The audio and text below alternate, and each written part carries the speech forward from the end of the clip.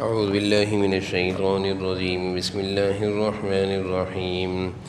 ذلك مما أوحى إليك ربك من الحكمة ولا تجعل مع الله إلها آخر فتلقى في جهنم ملوما مدحورا أفأصفاكم ربكم بالبنين واتخذ من الملائكة إناثا إنكم لتقولون قولا عظيما ولقد صرفنا في هذا القرآن ليذكروا وما يزيدهم إلا نفورا قل لو كان معه آلهة كما يقولون إذا لابتغوا إلى ذي العرش سبيلا سبحانه وتعالى عما يقولون علوا كبيرا تسبح له السماوات السبع والأرض ومن فيهن وإن من شيء إلا يسبح بحمده ولكن لا تفقهون تسبيحهم إنه كان حليما غفورا صدق اللہ العظیم۔ سورہ بنی اسرائیل کا درس چل رہا ہے اور اس سورت میں عجیب مضامین اور بہت اہم مضامین اب تک بیان ہو رہے ہیں۔ قرآن کریم کی ہر آیت، ہر لفظ، ہر صورت، ہر پارے میں اللہ تعالیٰ نے انسان کی ہدایت اور رہنمائی کے لیے بہت ہی اہم مضامین بیان فرمائے ہیں۔ جب غفلت اور گناہوں کی پردے آنکھوں سے ہٹتے ہیں، جب غفلت اور گناہوں کی نحوست کے پردے آنکھوں سے ہٹتے ہیں تو پھر یہ چیزیں سمجھ میں آنا شروع ہوتی ہیں۔ ذَلِكَ مِمَّا أَوْحَىٰ إِلَيْكَ رَبُّكَ مِنَ الْحِكْمَةِ، اللہ تعالیٰ فرما رہے ہیں یہ جو باتیں آپ کے رب کی طرف سے بطور وحی آپ تک پہنچائی جا رہی ہیں، یہ سب کی سب باتیں حکمت کی باتیں ہیں، یہ کوئی معمولی باتیں نہیں ہیں۔ اللہ تعالیٰ نے جو بھی ہدایات دی ہیں اور جو گزشتہ درس میں ہدایات، بڑی ہی اہم ہدایات بیان ہوئی ہیں، جس کے بارے میں گزشتہ آیتوں کے بارے میں حضرت عبداللہ بن عباس رضی اللہ عنہ نے فرمایا کہ پوری تورات کے احکام، حضرت موسیٰ علیہ السلام پر تورات نازل ہوئی، اس پوری آسمانی کتاب کے احکام سورہ بنی اسرائیل کی صرف ان 15 آیتوں میں جمع کر دیے گئے ہیں۔ یعنی پوری تورات ایک طرف اور سورہ بنی اسرائیل کی جو گزشتہ درس میں ہم نے 15 آیتیں پڑھی ہیں، جو اس میں اللہ تعالیٰ کے احکامات، وہ ان 15 آیتوں میں پوری حضرت موسیٰ علیہ السلام کی کتاب کے احکامات کو جمع کر دیا گیا ہے۔ اتنی اہم صورت ہے یہ۔ تو اللہ تعالیٰ فرما رہے ہیں یہ جو باتیں ہم آپ سے کر رہے ہیں یہ بڑی حکمت کی باتیں ہیں۔ من الحکمہ، الیک ربک، آپ کے رب کی طرف سے۔ پھر آگے اللہ تعالیٰ فرما رہے ہیں وَلَا تَجْعَلْ مَعَ اللَّهِ إِلَٰهًا آخَرَ فَتُلْقَىٰ فِي جَهَنَّمَ مَلُومًا مَدْحُورًا۔ انسانیت کو یہ بات سمجھائی جا رہی ہے کہ انسان اللہ کے ساتھ کسی اور کو معبود مت بنانا۔ وَلَا تَجْعَلْ مَعَ اللَّهِ، اللہ کے ساتھ کسی اور کو اپنا معبود نہ بنانا، ورنہ کیا ہوگا؟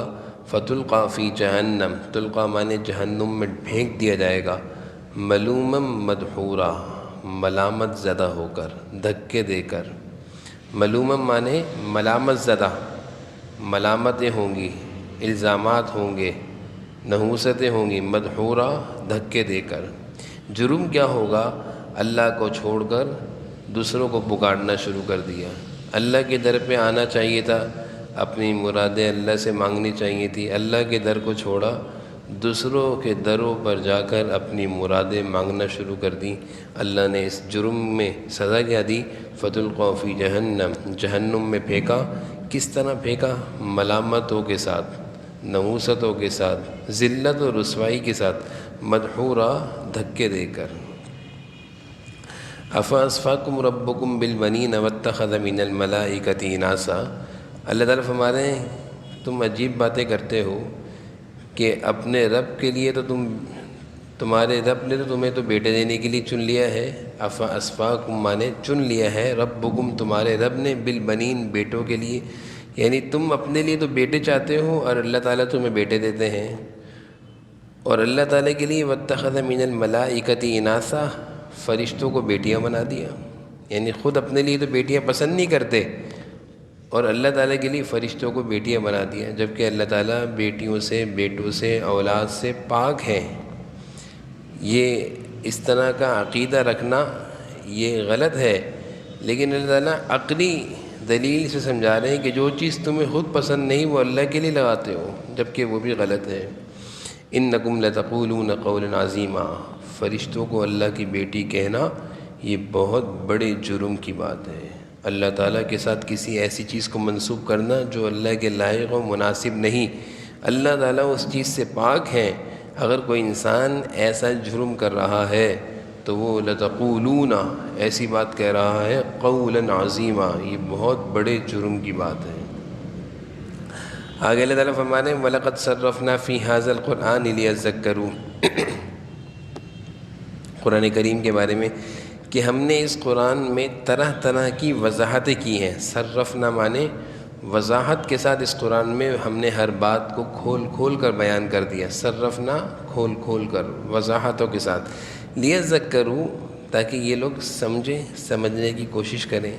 لیکن وما یزیدہم الا نفورا، قرآن کریم جب یہ سنتے ہیں تو ان کی نفرتوں میں اضافہ ہوتا ہے، قرآن کریم سے بغض و عناد ہی ان کا بڑھتا ہے، ہدایت نصیب نہیں ہوتی۔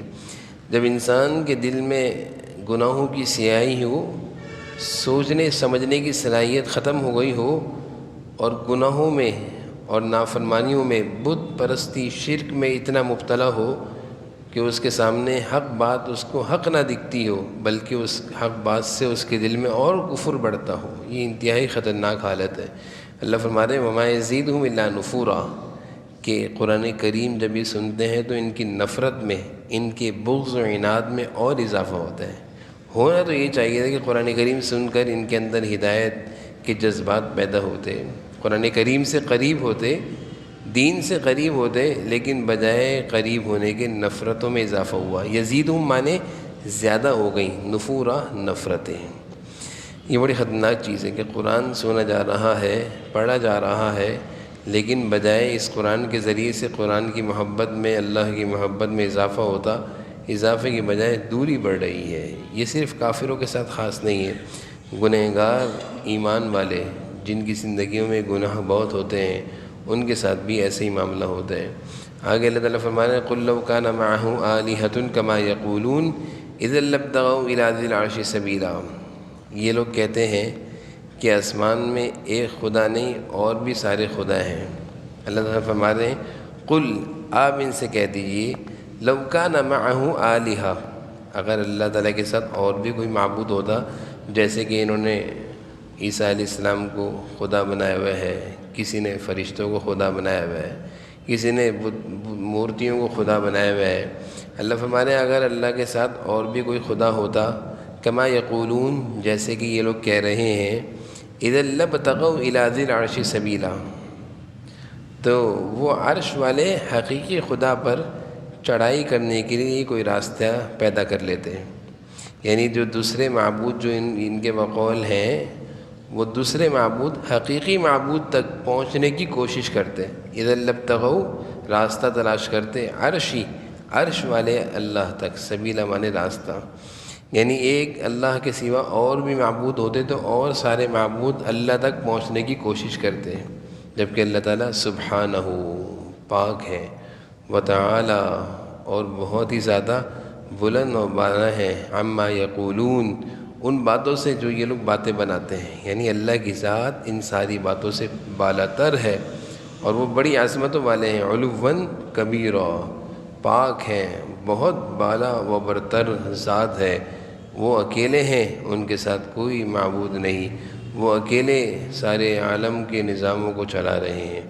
آگے اللہ تعالیٰ فرما رہے ہیں تسبح لہ السماوات السبع والارض ومن فیہن، آسمان و زمین کی جتنی مخلوق ہے، سماوات السبع والارض، ساتوں آسمان ساتوں زمین، ومن فیہن اور جو ان کے درمیان مخلوقات ہیں، آسمان و زمین کے درمیان کتنی ساری مخلوق ہیں، انسان ہیں، درخت ہیں، پرندے ہیں، یہ ساری مخلوق تسبح اللہ تعالیٰ کی تسبیح کرتے رہتے ہیں، اللہ تعالیٰ کی حمد و ثنا مسلسل ذکر کرتے رہتے ہیں، ساری مخلوق سب اللہ کا ذکر کرتے ہیں، وَإِن مِّن شَيْءٍ إِلَّا يُسَبِّحُ بِحَمْدِهِ وَلَكِن لَّا تَفْقَهُونَ تَسْبِيحَهُمْ، لیکن تم لوگ ان کی تسبیح کو سمجھتے نہیں، وَلَكِن لَّا تَفْقَهُونَ تَسْبِيحَهُمْ، لیکن تم لوگ ان کی تسبیح کو سمجھتے نہیں ہو، اور کوئی چیز ایسی نہیں جو اس کی حمد کے ساتھ اس کی تسبیح نہ کر رہی ہو۔ وَإِن مِّن شَيْءٍ إِلَّا يُسَبِّحُ بِحَمْدِهِ، وَإِن مِّن شَيْءٍ مانے کوئی بھی چیز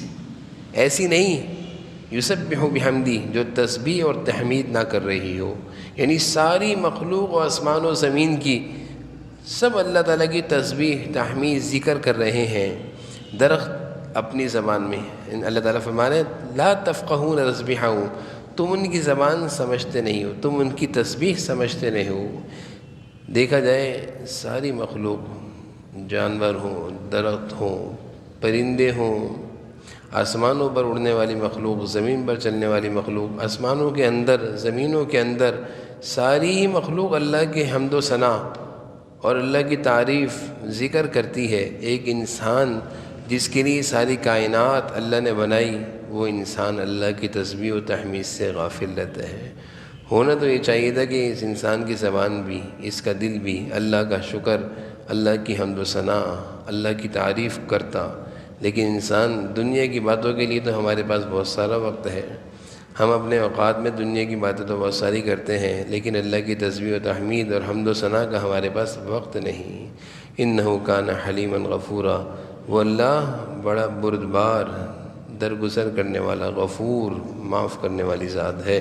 ان آیتوں میں اللہ تعالیٰ کی تسبیح و تحمید سے متعلق بیان ہوئی۔ وَإِذَا قَرَأْتَ الْقُرْآنَ جَعَلْنَا بَيْنَكَ وَبَيْنَ الَّذِينَ لَا يُؤْمِنُونَ بِالْآخِرَةِ حِجَابًا مَّسْتُورًا۔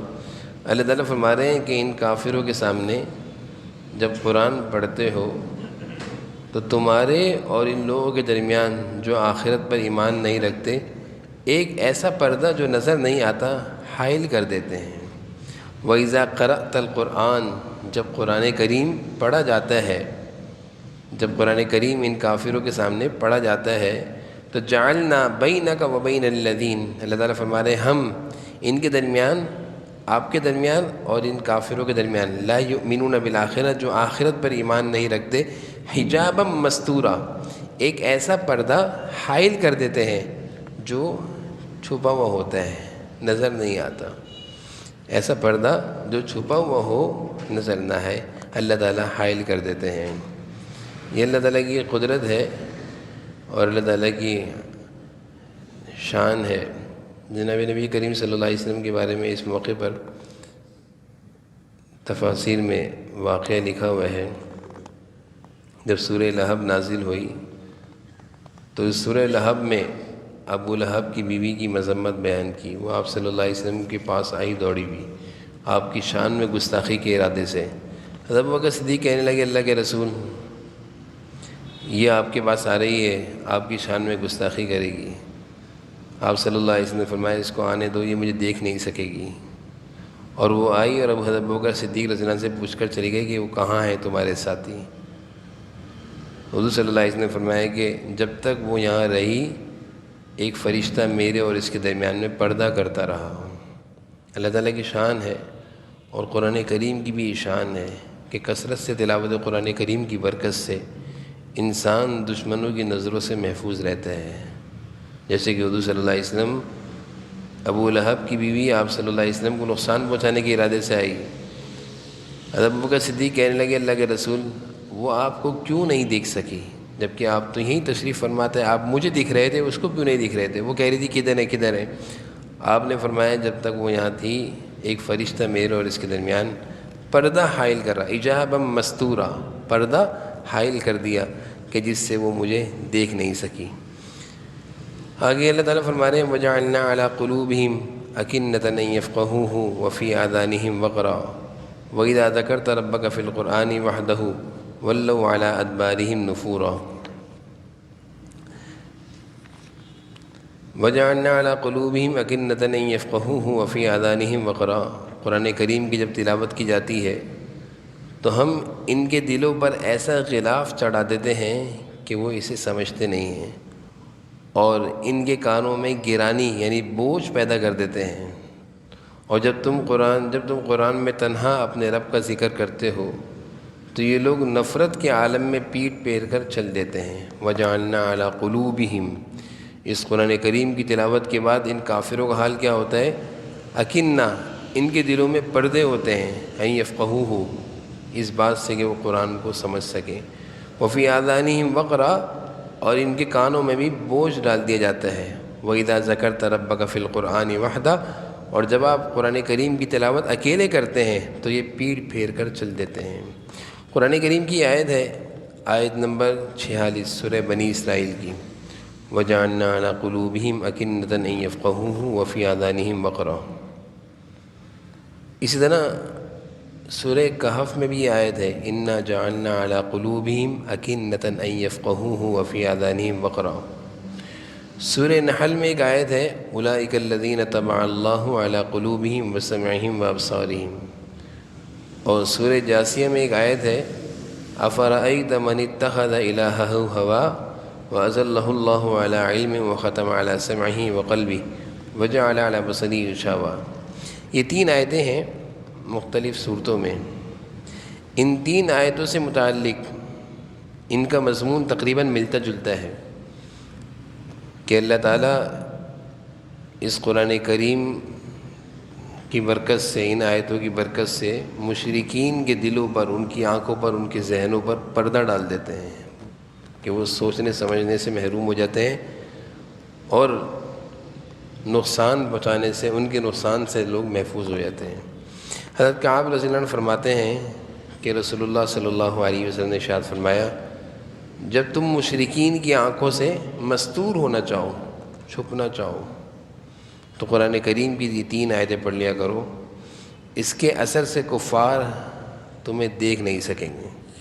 یعنی ان تین آیتوں کی تاثیر ہے کہ مشرکین، کفار، دشمن اگر نقصان پہنچانا چاہ رہے ہیں، نقصان کے در پہ ہیں، تو یہ تین آیتیں پڑھ لی جائیں تو انسان ان کی نظروں سے اللہ تعالیٰ چھپا دیتے ہیں، ان کو دکھتا نہیں ہے۔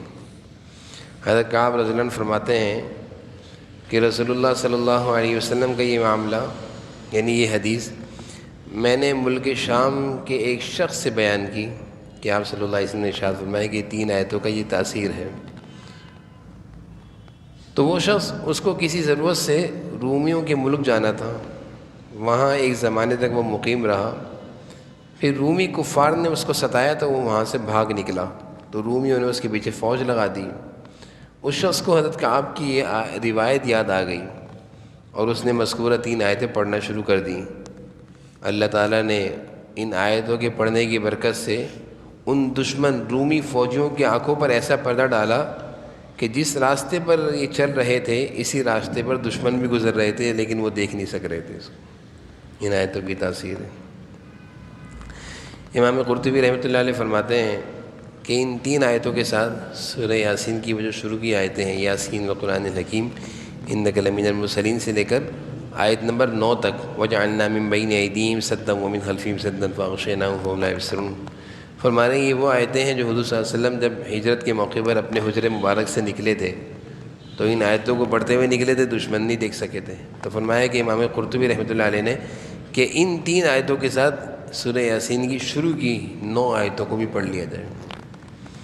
اور پھر ان آیتوں کی تاثیر کیا ہے؟ امام قرطبی، تفسیر قرطبی بڑی مشہور ہے، فرماتے ہیں کہ میں خود اندلس میں قرطبہ کے قریب ایک قلعے میں گیا، وہاں میرے ساتھ ایک واقعہ پیش آیا ہے۔ امام قرطبی فرماتے ہیں میں دشمن کے سامنے بھاگا، کوئی واقعہ پیش آیا تو دشمن کے سامنے سے میں بھاگا اور ایک گوشے میں بیٹھ گیا، یعنی ایک جگہ بیٹھ گیا۔ دشمن نے 2 گھوڑے میرے پیچھے لگا دیے، اور جہاں میں تھا وہ بالکل کھلا میدان تھا، نہ کوئی درخت تھا کہ جس کی آڑ میں بیٹھتا، کوئی چیز ایسی نہیں تھی جس سے میں پردہ کر لیتا، اپنے کو چھپا لیتا، اور میں یہی سورہ یاسین کی آیتیں پڑھتا رہا اور وہ 3 آیتیں پڑھتا رہا، 3 اور 9 12 آیتیں۔ دشمن میرے برابر سے گزر گیا اور یہ کہتے ہوئے لوٹے دشمن، امام قرطبی فرماتے ہیں کہ یہ شخص کوئی شیطان ہے جو دکھ نہیں رہا، یہ کوئی جن ہے۔ امام قرطبی کے بارے میں اپنے سردار سے کہنے لگے یہ کوئی جن ہے جو ہمیں دکھ نہیں رہا۔ تو یہ آیتیں بڑی مجرب ہیں، وہ بہت ساری مسنون اعمال کی دعاؤں میں یہ آیتیں موجود ہیں، ان آیتوں کا اہتمام کرنا چاہیے، صبح شام پڑھ لینی چاہیے، بالخصوص جب کسی دشمن کا اندیشہ ہو، ڈر ہو، خوف ہو، تو ان آیتوں کا اہتمام سے پڑھنے کی برکت سے اللہ تعالیٰ اس دشمن کی نظروں کو اندھا کر دیں گے اور وہ دیکھ نہیں سکے گا۔ تو ان آیتوں میں سے ایک آیت یہاں یہ آئی تو میں نے اس لیے اس آیت کو وضاحت کر دی۔ وَإِذَا ذَكَرْتَ رَبَّكَ فِي الْقُرْآنِ وَحْدَهُ وَلَّوْا عَلَىٰ أَدْبَارِهِمْ نُفُورًا نَحْنُ أَعْلَمُ بِمَا يَسْتَمِعُونَ بِهِ إِذْ يَسْتَمِعُونَ إِلَيْكَ وَإِذْ هُمْ نَجْوَىٰ إِذْ يَقُولُ الظَّالِمُونَ إِن تَتَّبِعُونَ إِلَّا رَجُلًا مَّسْحُورًا۔ اللہ فرما رہے ہیں ہمیں خوب معلوم ہے کہ جب یہ لوگ تمہاری بات کان لگا کر سنتے ہیں تو کس لیے سنتے ہیں۔ جب یہ حضور صلی اللہ علیہ وسلم کے پاس بسا اوقات یہ لوگ آتے تھے تو آپ کی باتوں کو سنتے تھے، یستمعون بہ اذ یستمعون الیک، ان کے سننے کی غرض کیا ہوتی تھی؟ اللہ تعالیٰ فرما رہے ہیں وَإِذْ هُمْ نَجْوَىٰ، اور جب یہ آپ کی باتیں سن کر آپس کی سرگوشیاں کرتے تھے تو ان باتوں کا بھی ہمیں پورا علم تھا۔ اذ یقول الظالمون، جبکہ یہ ظالم لوگ آپس میں کہتے تھے ان تتبعون الا رجلا مسحورا، تم تو بس ایک ایسے آدمی کے پیچھے چل رہے ہو جس پر جادو ہو گیا ہے۔ یعنی حضور صلی اللہ علیہ وسلم کی باتیں سننے کے بعد جب یہ ظالم لوگ اپنی مجلسوں میں جاتے تو حضور صلی اللہ علیہ وسلم کی شان میں یہ کہتے کہ ایک ایسے آدمی کی اتباع کر رہے ہو جس پر مسحور جادو ہو گیا ہے۔ انظر کیف ضربوا لک الامثال فضلوا فلا یستطیعون سبیلا، دیکھو انہوں نے تم پر کیسی کیسی مثالیں لگائی ہوئی ہیں، یہ راہ سے بھٹک چکے ہیں چنانچہ یہ راستے پر آ نہیں سکتے۔ یعنی حضور صلی اللہ علیہ وسلم کے بارے میں مختلف قسم کی مثالیں دیا کرتے تھے، کبھی کہتے تھے مجنون ہیں، کبھی کہتے تھے جادوگر ہیں، کبھی کہتے تھے مسحور ہیں، ان پر خود جادو ہو گیا ہے۔ اللہ فرما رہے ہیں فضلوا، یہ گمراہ ہیں، اور ان کی اس نازیبا اور بد اخلاقی اور بے ادبی کے جو کلمات ہیں، ان کلمات کی نحوست کی وجہ سے فلا یستطیعون سبیلا، یہ کبھی راستے پر نہیں آ سکتے۔ یعنی انسان جب گستاخی اور بے ادبی کرتا ہے تو وہ ہدایت کے راستے سے محروم ہو جاتا ہے۔ اللہ تعالیٰ ہمیں سمجھنے کی توفیق نصیب۔ الحمد للہ رب العالمین۔